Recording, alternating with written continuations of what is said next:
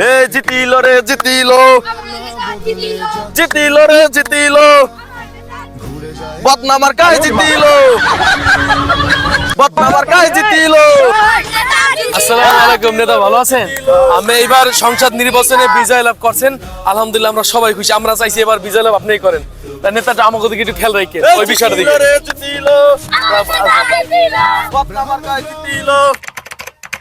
নেতা আলহামদুলিল্লাহ টেন্ডার তো আমরা একটা পাইছি, আর আমার বাড়ির পাশে যে রাস্তার কাজগুলো আছে ওইগুলো তাকে করা লাগবে, কারণ খরচ তো আমার কম হয় না, এই উড়ে নিয়ে লাগবে না।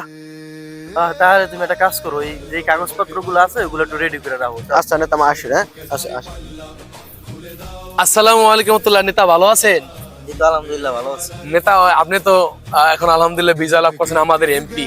এখন আপনি তো বলছিলেন যে ওই আমাদের মাদ্রাসার যে রাস্তাটা কইরা দিবেন, ছাত্রদের তো অনেক সমস্যা হয়, আর সামনে 22 সাল অনেক কষ্ট হবে চলতে। তো আপনার এই এমপি হওয়ার লাগি আমরা অনেক কষ্ট করছি, আমার পরিবার থেকেও 50টা ভোট আপনার দিছে, সবার করে দিচ্ছি। নেতা তাহলে যদি এবার রাস্তা তো আমাদের করে দিতেন মাদ্রাসার এতিমখানা। তুমি কি জানো আমি কয় ভোটে জিতছি? হ্যাঁ নেতা জানি তো, 6050 ভোটের উপরে যেছেন আপনি।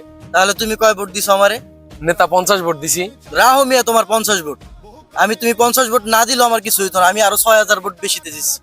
আমি এখন প্রচুর পরিমাণ ব্যস্ত আছি, তুমি যাও, তোমার পরে দেখবো, মানে আমার মিটিং আছে। নেতা কি বুঝলেন এইবার? এই হলো আমাদের বর্তমান দেশের এমপি হওয়ার পরে নেতার চরিত্র। তাই ভোট একটা আমানত, বুঝে শুনে সৎ লোককে ভোট দিবেন।